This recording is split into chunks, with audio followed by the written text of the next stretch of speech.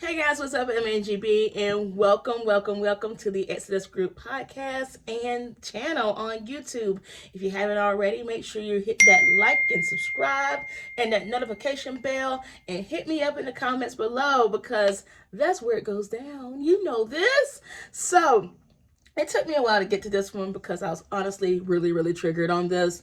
This whole Oh my goodness. This whole thing about the war on apostates that Mr. Splain has called, or the Watchtower organization has called on us who talk on YouTube and get people out and wake people up. That does include me. Wow. Anyway, so he opens up. Good grief. 3, 2, 1. It's really interesting because, the witnesses until now have had a very good, tight control on the way the public sees them, the way anybody can say what they can say, what can be said about them, and what comes in and out of the organization. And now, since there's so many of you guys who are physically intimately out, and so many of us who have already gotten out and who have talked, I really do think they caused this themselves because they raised us to talk. They raised us to tell the truth.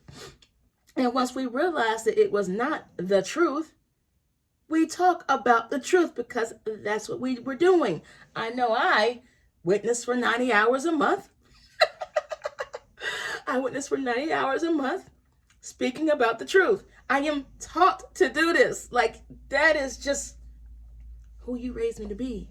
So now, since you have no control over me anymore, you think I'm not about to speak anymore?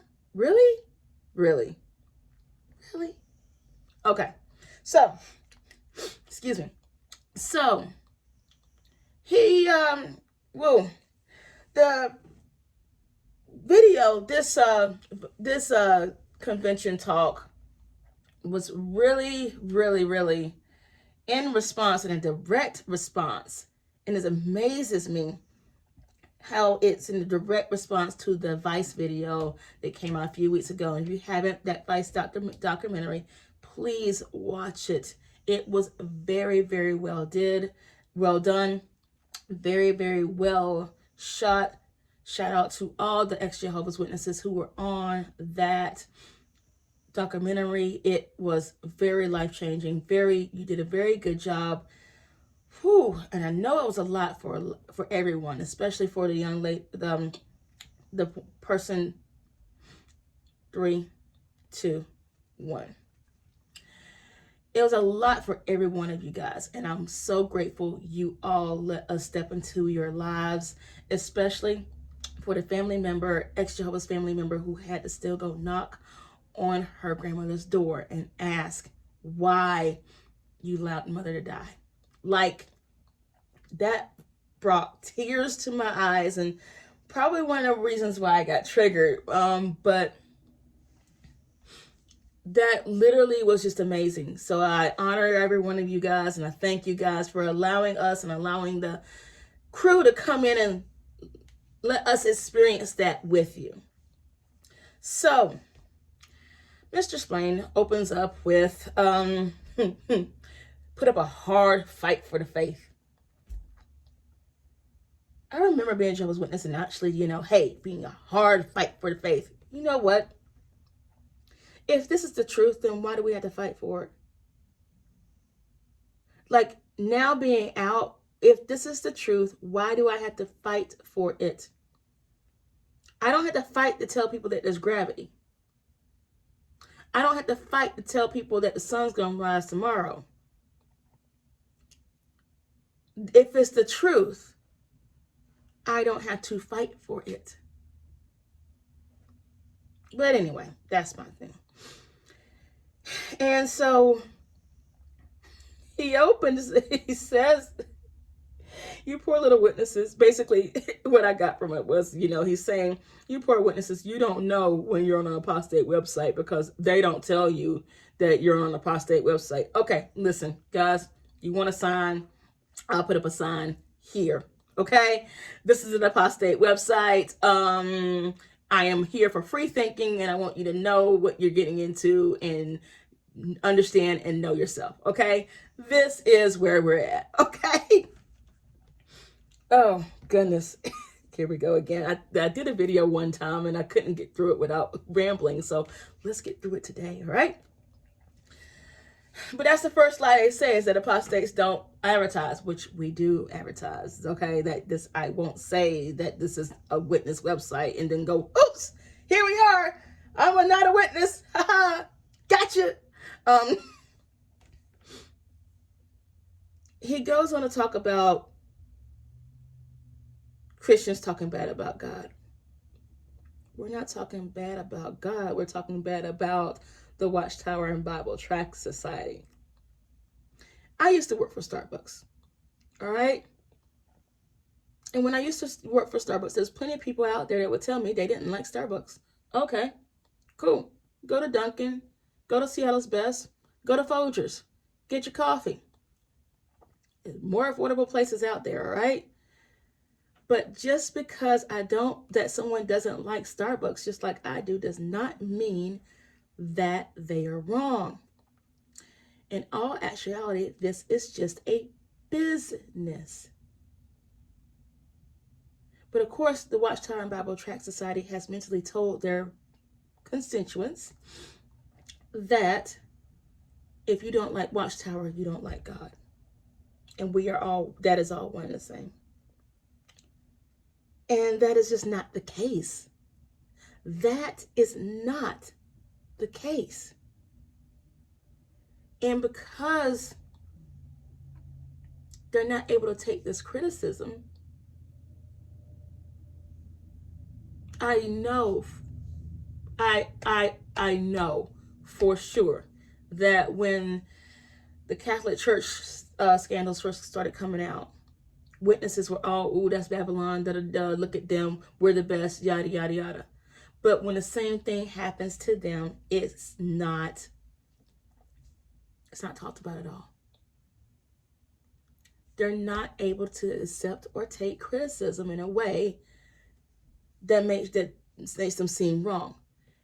We are all imperfect, so everything has a system and everything needs to be disciplined. Everything. No business, no person, no organization is perfect. Even Starbucks isn't perfect, all right? And I love Starbucks, all right? My businesses are not perfect, and I love my companies. My relationship with my husband is not perfect. Nothing is perfect. And for this organization to sit here and lie and say that it's got God's backing and this is God is a farce. It's just amazing. So, but they have to keep that up, because once they do that, then a whole tumbleweed just falls down, like just literally just falls down. Mr. Splain does also say, okay, if you go to the door, he gives up these examples, really stupid, about this sister whose unbelieving husband points out this, hey, watch this, I want you to know what you're a part of. First of all, that doesn't mean that he's not a Christian, but in Watchtower lingo, unbelieving means that he's not a Christian at all. He is just dirt of the earth, okay? And your unbelieving husband is going to show you this Vice video because you're not going to see it yourself. What do you say? And the points he brings out, I watched the Lloyd Evans video. They're really funny because he even mentions how they take care of their money and how we act and how we handle things. And I'm sitting there like, yeah, if you do the portion of it without studying it, yes, everything on the front side looks good. What's happening behind closed doors? What's happening behind here? That's the point that we all have an issue with, is what's happening behind the background. He also mentions, well, hey, have you ever met someone when you go knocking on door to door, which you're not doing right now, but anyway, when you go knocking door to door and someone says, hey, you let your children die. And he says, well, have you met someone that said, hey, let your children die? We love our children. They're not bringing the point up about the blood issue. And of course, witnesses, those who are not Jehovah's Witnesses or worldly people, quote unquote, are not used to their misdirect, their to get around certain issues. So you end up answering this question not knowing what the actual issue is. But of course, witnesses let their children die if it comes to the blood issue. Of course they do. He goes on through this whole thing, and what's amazing to me is that he goes on in this viewpoint of this fatherly mentality, meaning that we know what's best for you. You don't watch that. And it's a whole thing that we know what's best. We have your protection. Trust us. Who are also imperfect, though, but trust us. It really got to me how conniving this organization is, because they use the same congregation from the Vice video that Vice used in their whole thing. They use the exact same congregation, Kingdom Hall. So that means they were watching it too, right? That means that they are watching it too. That means they know what's going on. And this quote unquote war on apostate is a war to cover their asses.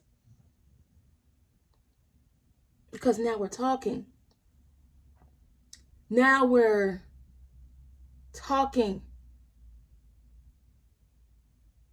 And the truth will come out. You can only pretend to be something that you're not for so long. So we just keep talking about the apostate lies. Oh God, I got more. I got pages and pages of stuff, okay?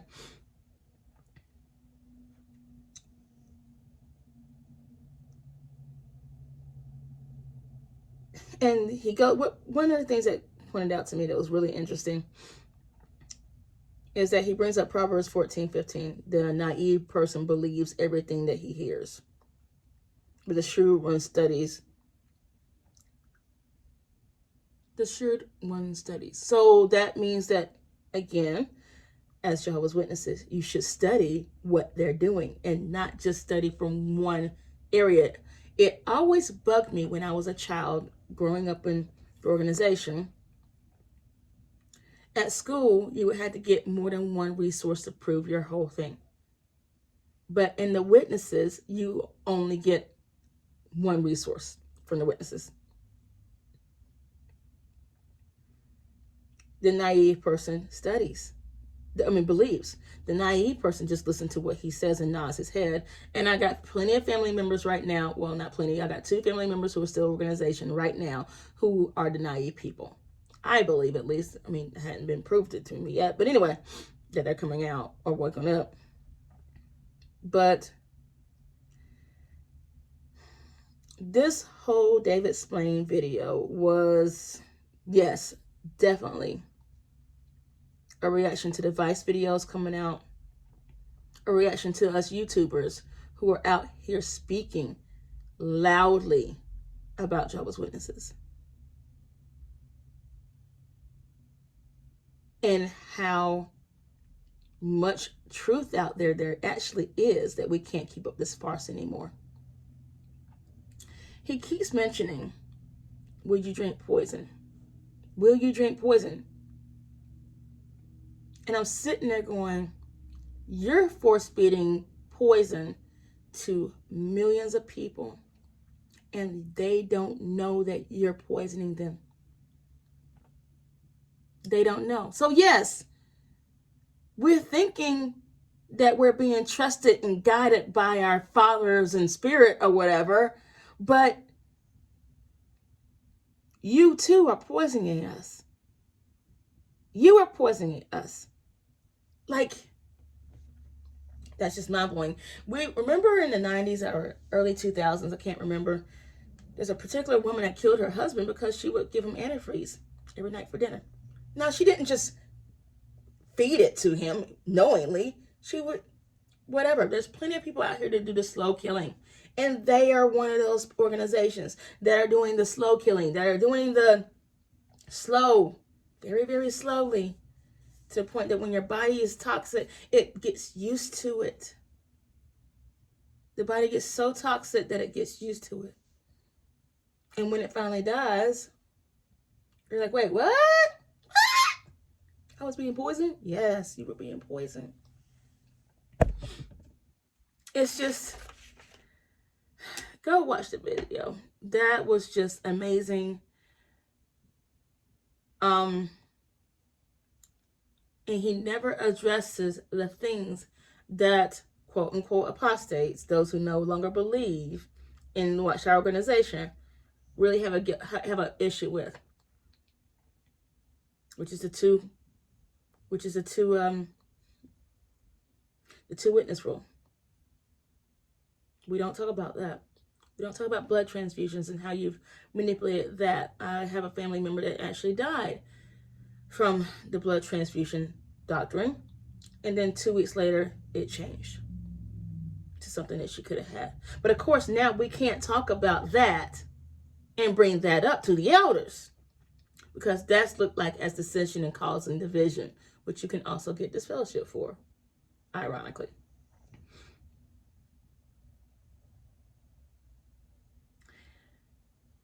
He closes out, and the Lloyd's Evans channel made a good point about this. He closes out saying something really interesting, that we must defend our faith, and whatever we must do is how we do it. Now, I think if you read between the lines and what the gentleman said on the Lloyd Evans channel, reading between the lines, if we go to jail, you got to still follow us. And looking at the Cults podcast and looking at a lot of other high control religions, they all start to go down this road somehow. Listen to us, and don't listen to follow us even if we're in jail. So you've actually murdered and killed people. And at one point that was a horrible thing to do. But now it might be okay. And you should still follow us because we did it for God.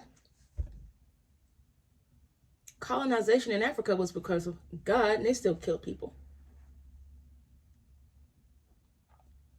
That's not right either.